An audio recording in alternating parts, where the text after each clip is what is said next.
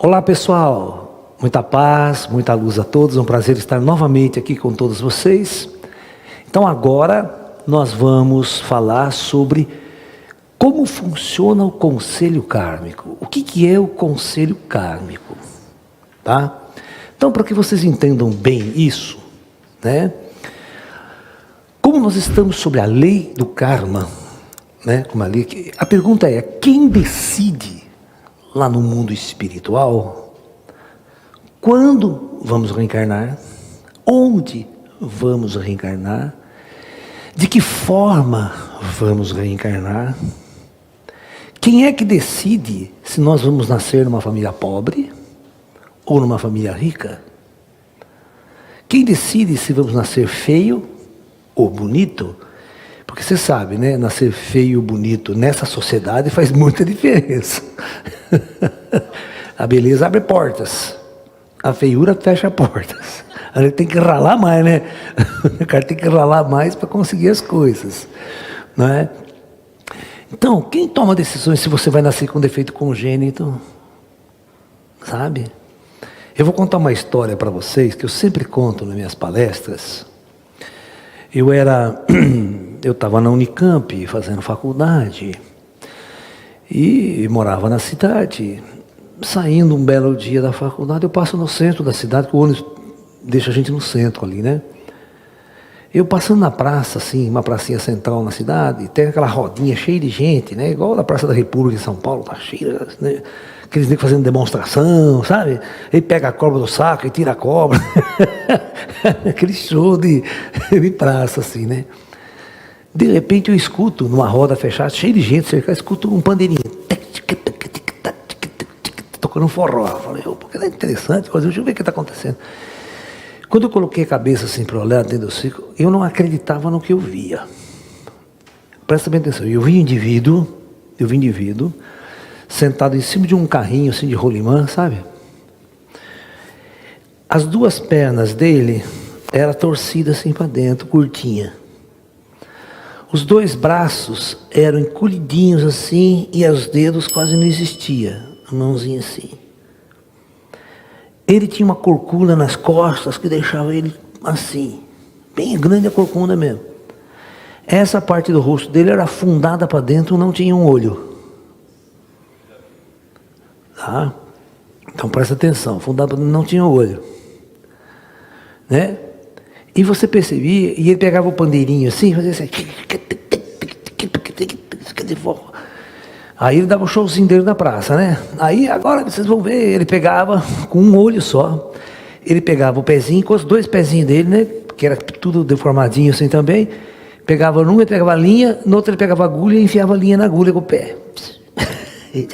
Show, todo mundo, né? Eu olhei assim, só faltava estar com a camisa do Corinthians. A desgraça ser total. E pobre. Porque se nascesse daquele jeito, mas filho da Xuxa, fazia toda a diferença. Não é verdade? Estava lá num puta palácio, 1000 empregados cuidando, né? Eu devia ter que ganhar dinheiro na rua para sobreviver. Se arrastando no carrinho de rolimã. Aí, eu fiquei tão impressionado que eu falei, puta merda, vou descobrir quem esse cara foi na vida passada para merecer um karma desse tipo. Pagamento à vista. Esse é o karma que o cara paga à vista, não é suaves prestações, né? Ou várias encarnações. Comecei a olhar o indivíduo, eu fui entrando dentro dele. Fui entrando, aí abre a história do cara para mim. Eu tenho essa mediunidade, né? Não posso ficar olhando muito para você não, tá? Se eu começar a olhar muito para você, eu vou lá dentro. Olha, esse cara na vida anterior, ele tinha sido de um bando, presta atenção, de um bando de cangaceiro lá no norte, no nordeste. E ele era um carrasco.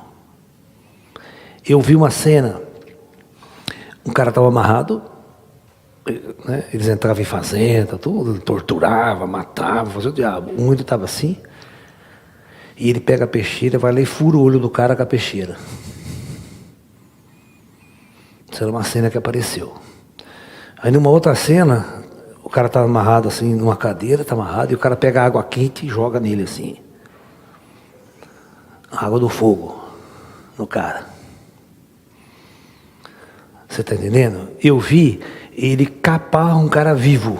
Um cara amarrado, o cara vai lá e corta o pinto, corta o saco do cara, deixa lá sangrando. Gente boa pra caralho. Fora depois que ele matava mesmo, ele matava as pessoas, tá? Gente boa, um santo homem.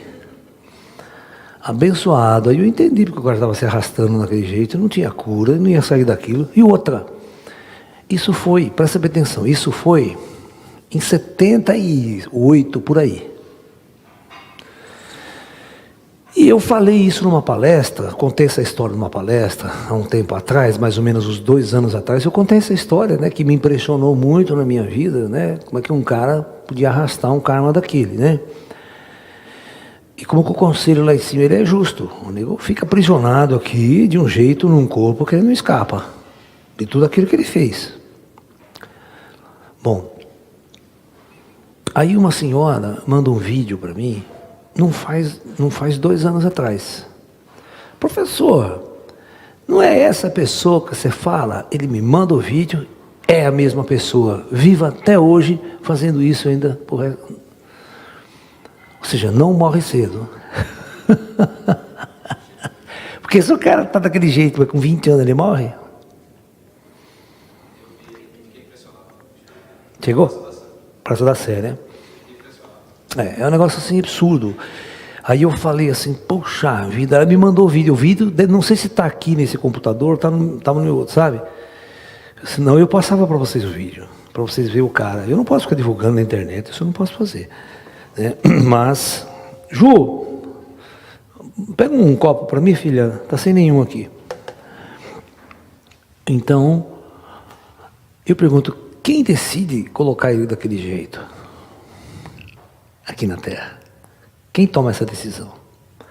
Então, nós vamos falar agora de uma coisa chamada Conselho Kármico. Oi. Aquele aluno de yoga, que era muito lindo, que o senhor fez, que era tetraplégico, eu acho. Sim. Acabou desencarnando também. É. Parece que foi uma coisa que tirou ele daquela situação e... Acabou um pouco o karma dele, né? Eu vou explicar, vou falar desse cara também. Esse menino muito inteligente, né?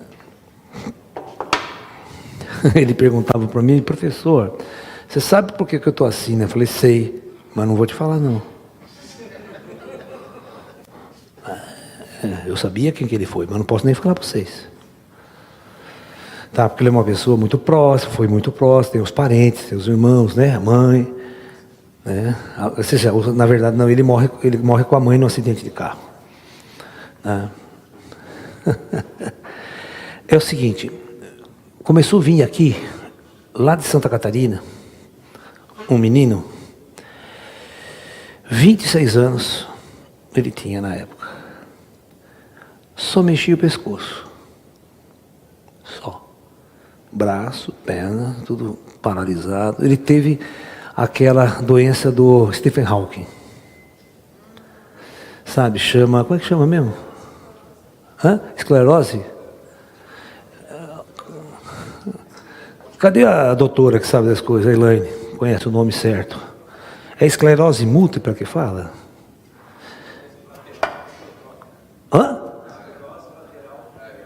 Miotópica? Olha. Olha lá. O Augusto chegou depois, não sei, ele é professor de educação física também. Ela é professora de educação física também. Olha lá.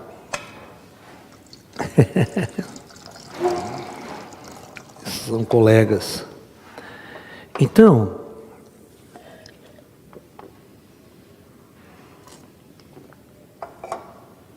esse menino veio aqui, tinha uma palestra, fim de semana. Depois ele participava de todos os cursos que eu dava. Ele fez aqui curso de formação de Tai Chi, curso de formação de Yoga. Não, é um mito vocês acharem que Yoga é postura. Eu tenho um curso de Yoga que eu dou pela internet, tem 23 aulas, né? Eu vou mostrar todo tipo de yoga. A gente até ensina umas posturas de Hatha Yoga. Mas vocês já viram o Yogananda em alguma postura de yoga? Vocês já viram o Osho em alguma postura de yoga? Tirando fotografia para... Hatha Yoga é um tipo de yoga. Existe mais umas 50 na Índia, que não tem nada a ver com postura. Tem a ver com inteligência, com meditação. Por exemplo, a Raja Yoga. A Raja é só meditação. Você medita. Por que ele não pode dar aula de Raja Yoga? Né? É. Então, ele fazia o seguinte, ele dava as palestras de yoga, e ele tinha uma moça, uma menina, né, que ajudava ele, que mostrava as posturas. A menina só era mostrava as posturas, ele falava. Ele tinha um conhecimento, tinha um livro escritor, estava terminando um segundo livro dele, e ele vinha direto aqui, né? Olha que interessante, veja só. Aí o Mauro Mars de Curitiba, lá de Curitiba, ele gostava muito do menino. E lá no Rio de Janeiro tem um centro espírita Ramatiz muito grande. O anfiteatro deles cabe mais de 500 pessoas. É muito grande. E eles marcaram, todo ano o Ramatiz faz um seminário anual, trazendo conferencistas, sabe? E eles marcaram um seminário, um encontro anual, em homenagem ao menino, ao lançamento do livro espírita, que ele ia lançar o livro dele lá no Rio de Janeiro, o segundo livro. E era em homenagem a ele, o seminário. Tá? E eu fui convidado para dar uma palestra lá também, né? Falar sobre a grande transição planetária e falar sobre o trabalho do menino, que eu acabei conhecendo bastante ele, né? Ele ficou tempo aqui com a gente dialogava, me ligava, mandava e-mail. Ele tinha um canal no YouTube, vocês podem entrar, deve estar ativo até hoje. Chama Lelé Pergunta e Lalá Responde.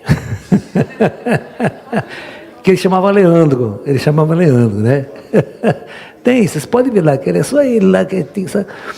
E nesse meio tempo, por exemplo, entre marcarem o congresso, né, 6 meses antes eles marcaram esse congresso, né, e ele morre nesse acidente de carro.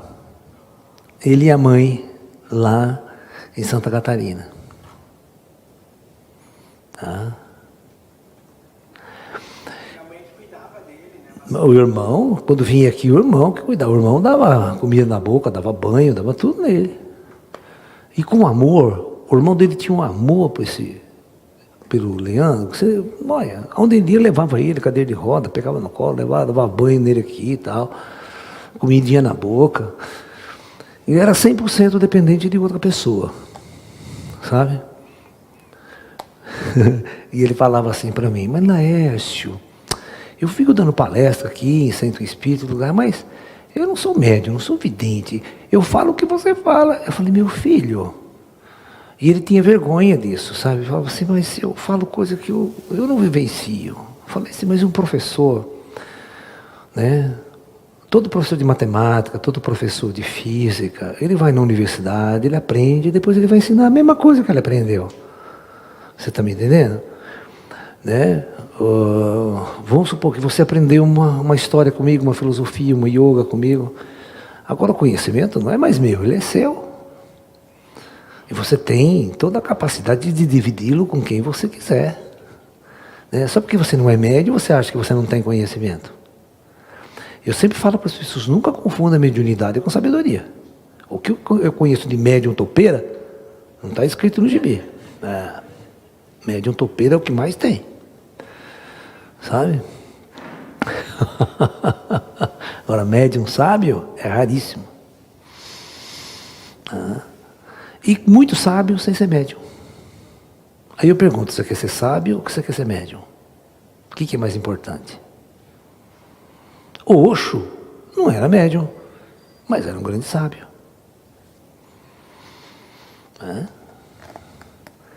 Agora, o Yogananda era as duas coisas. O Yogananda já era meio combo. Ele era tanto médium, tanto relacionava com os espíritos, quanto tinha uma vivência. Será que hoje não negou pouca mediunidade, assim? Não é que ele negou, ele não tinha. O Sai Baba já é um outro aspecto. A Índia ela tem essa prerrogativa, né? Ela tem muitos bons médiuns na Índia. Tem. Certo? Sai Baba era um bom médium também. Só que a Índia tem um processo muito devocional, né? Eles são muito devotos. Entendeu? Então, o guru deles é um santo para eles, né? Então, é aquela devoção mesmo, né? Você vê o Osho, né? Que estendia tapete vermelho e beijava o pé do Osho, pô. Exatamente. E ele gostava disso. Ele ficava nesse pedestal, né? Porque se ele não quisesse isso, ele não deixava acontecer, certo? É assim que funciona. É bem o estilo indiano mesmo, né? Mas está tudo certo, cada um na sua, fazendo o seu trabalho. E essa história do Leandro, né? E ele me perguntava, professor, poxa, né? Por que eu estou assim? Por que né? Eu falava, olha, Leandro, a lei do karma é a lei do karma. Você não está assim à toa. As coisas não acontecem para cada um de nós. Simplesmente se não acontece porque, né? Algo aconteceu lá atrás, para você estar colhendo o que você está vivendo hoje. E ele era consciente disso, ele ficou consciente. Não, tudo bem, agora já não tem o que fazer, tem que seguir em frente. Né? Mas eu sabia que ele ia embora cedo. Sabe qual foi o mais engraçado? Mais engraçado que ele morreu hoje, uma semana depois o Stephen Hawking morreu. O Stephen Hawking também não era flor que se cheire, na outra vida. Você está entendendo? Eu vou contar uma história de grandes cientistas que fizeram merda na história. Tem. Um deles, por exemplo, no começo do século XX, um químico alemão que era, inclusive era o tutor do Einstein, que colocou o Einstein na Universidade de Munique, lá tal, saca? Colocou ele na Academia de Ciência Alemã, né? Que o Einstein era um ninguém, né? Era um desconhecido. E ele ganhou o Prêmio Nobel de Química, porque ele inventou, não sei se vocês sabem, o NPK. Ele inventou adubo químico, certo? Que iria acabar com a fome no mundo. Porque existia um problema na Europa de terra super explorada. Lá a humanidade tem 10 mil anos, né? Então o solo castigado, tinha lugar que não dava mais nada, né? Plantava, não nascia nada, terra uma merda, e com adubo químico não. Né? Você está me entendendo? E, nossa, o cara foi ovacionado, né? Realmente, ele deu um upgrade na cultura, tudo mais, a cultura de massa, né? Do alimento e tudo mais, tal, tudo bem. Aí, no decorrer da Primeira Guerra Mundial, esses cientistas são convocados pelo governo, muitos deles, a trabalhar para a indústria armamentista alemã. E ele é inventor do gás mostarda e do gás sarin. Arma de destruição em massa na Primeira Guerra Mundial.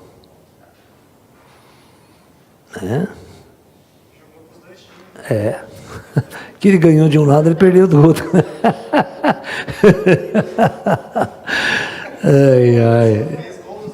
Oi?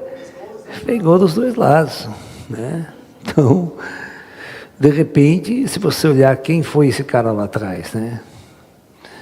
Nós temos um caso clássico aqui no Brasil, que o Gasparetto conta muito isso, né? O Gasparetto, aquele pintor mediúnico, né? Então, ele recebia o Aleijadinho, certo? Que era o Michelangelo na vida anterior, porque ele também recebia o Michelangelo para pintura, fazer pintura. Só que aconteceu o seguinte, depois do Michelangelo ele encarna no Brasil, né? E vai ser feitor de escravo numa fazenda. E ele é o cara que torturava, chicoteava escravo, fazia o diabo. Certo? Nego ruim, gente ruim. Na próxima vida o Plano Astral liberou duas coisas. ele vai ser o artista que ele era, Michelangelo, mas vai resgatar o karma da vida anterior. Então ele sofria lepra, a lepra foi corroendo tudo ele aos poucos, né? Toda a tortura que ele impregnou ao outro, aquilo foi corroendo o corpo dele com o passar do tempo.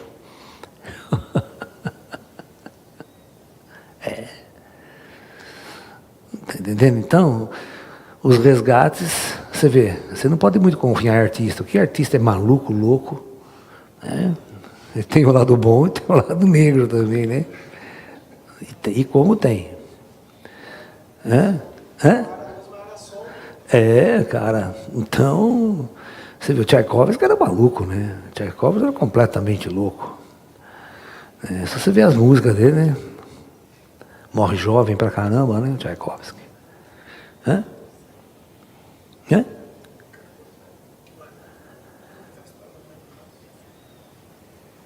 A mulher do braço? Tem uma sensitiva, tem um médico em São Paulo, chamado Eliezer, né? Dr. Eliezer Mendes. Ele trabalhava com uma paranormal, com uma sensitiva, que fazia captações, uma boa sensitiva. Então o que a sensitiva fazia? Vamos supor que você tinha problema, você não conseguia identificar, estava no seu inconsciente, uma série de coisas assim, certo? Né? Então você deitava do lado dela no colchonete, ela pegava na sua mão. A hora que ela pegava na sua mão, ela puxava tudo de você para ela e ela começava a contar, a falar. Ela falava da vida inteira da pessoa. Até coisas que a pessoa não sabia dela mesmo, lembra? Ele falava. Certo? Então era um trabalho de captação que ele fazia da outra pessoa. E o médico junto ali fazendo o trabalho e tal. Um dia nós fomos a um congresso no Rio de Janeiro e eu fui acompanhando o Dr. Eliezer lá. Isso aí é muito tempo atrás. E aí fomos fazer um trabalho de captação numa senhora que tinha mal de Parkinson. Tá? Ela tinha mal de Parkinson.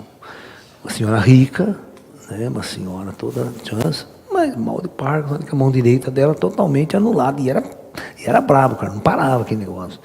Mas se dormir com aquele negócio ali, acordar, não pode usar essa mão para nada, que ela treme, descontrolada. Aí vamos captar para ver o que aconteceu, né? Por que ela tem isso aí? Aí na hora que a sensitiva, ela recebe uma entidade, a entidade falava assim, né? Vocês acham que vocês vão curar essa mulher? Jamais vocês vão curar essa mulher. Porque eu sou responsável dela estar desse jeito. Né? Mas aí vem aquela história, né? Mas você não pode perdoar, o que aconteceu, por quê? Ele falou, não, isso aí não tem perdão. Isso é justiça cósmica. Justiça dos céus, ele falava. Vocês querem saber por que eu não perdoo essa mulher? Por que eu sou a causa disso? Eu vou contar a história dessa mulher. Na vida anterior dessa mulher, era uma senhora muito rica lá no Oriente Médio. Uma família muito rica. E eu, assim como minha família, meu pai e meus pais, eram empregados dessa senhora e trabalhavam no jardim, cuidavam do jardim muito grande da casa dela. E eu cresci lá dentro cuidando do jardim dessa mulher. Né? Mas só que essa mulher era muito ruim, muito má, muito austera com todo mundo. E um belo dia essa mulher notou que uma tamareira, que no dia anterior estava com muitos frutos, no dia seguinte estava faltando muitos frutos. Uma tâmara. Ela ficou tão enraivecida, tão raivosa, que me chamou e me acusou de eu ter roubado aquelas tâmaras. Só que eu jamais tinha feito aquilo. Devia ter sido alguém, uma outra pessoa, mas não eu. Mas ela não queria saber. Ela me acusou. Chamou os policiais, entre aspas. E qual que era a lei? Na época, amputar as mãos. E ele gritava por clemência, gritava que ele não era o culpado. E mesmo assim não teve solução. Pela ira daquela mulher, as minhas mãos foram decepadas quando eu tinha tal idade. Vocês não sabem a dor e o sofrimento que eu passei. E eu vivi o resto da minha vida sem a minha mão. Ao partir no mundo espiritual, você não sabe quanto ódio eu carreguei dessa mulher. Precisou passar séculos para que ela pudesse me pagar pelo mal que ela me fez. E agora é isso que está acontecendo. Ela vai viver o resto da vida dela, na mesma idade que ela me cortou a mão, nós anulamos a mão dela. E vocês não vão curar. Não adianta. Não tem cura. E acabou o papo. Ô bicho, ô.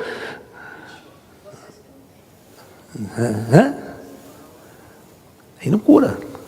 Não cura. Não. Tem tecnologia. A coisa mais fácil é chamar o pessoal do astral, de tira o dispositivo que está lá, no cérebro da pessoa, tá bom. Não, não era ele que fez. Não é ele que estava causando.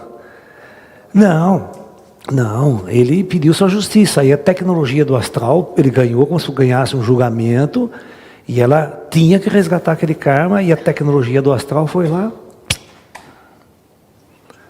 É cumprir a pena. Isso é o conselho kármico.